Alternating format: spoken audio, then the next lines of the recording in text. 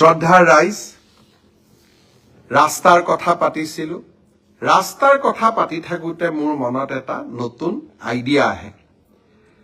ৰাস্তাত যে আমি গাঁতবিলাক দেখা পাওঁ, এই গাঁতবিলাক যদি আপোনালোকে ফটো মাৰি এটা এপত দিয়ে, PWD ডিপাৰ্টমেণ্টে সেই এপটো চাই আৰু লগে লগে গাঁতবোৰ মাৰি দিয়ে, কিমান ধুনীয়া লাগিব। তেনেকুৱা এটা আমি এপ খুলিব পাৰো নেকি? সমগ্ৰ ৰাজ্যখনত নহলেও গুৱাহাটী, তেজপুৰ, যোৰহাট, ডিব্ৰুগড়, শিলচৰ এই 5খন চহৰত বাবে আৰম্ভণি পৰ্যায়ত আমি এটা এপ খুলিম।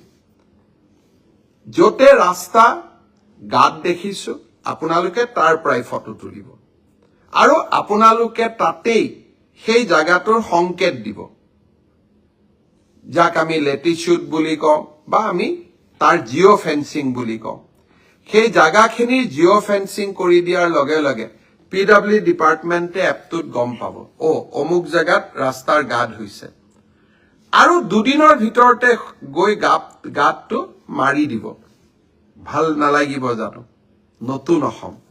মই আজি ৰাতিপুৱা আমাৰ বিষয়াসকলক কৈছো, লাহে লাহে গোটেই অসমত কৰিম, কিন্তু 5খন চহৰৰ বাবে এটা এপ মুকলি কৰক, যাতে যতেই ৰাস্তাত গাঁত দেখিব তাতেই ৰাইজে ফটো তুলিব, ৰাইজে লোক নিৰ্মাণ বিভাগক দিব আৰু লগে লগে গাঁতবোৰ গৈ আমি ধুনীয়াকৈ পথহলবিলাক নোহোৱা কৰি দিম। মই ভাবো যে অহা বছৰ এপ্ৰিল মে মাহৰ মই 2 মাহ তেওঁলোকক সময় দিছো, সুন্দৰ কৰি এপটো বনাই দিয়ক আৰু এদিন আমি সকলোৱে লগ হৈ এই এপটো লঞ্চ কৰিম।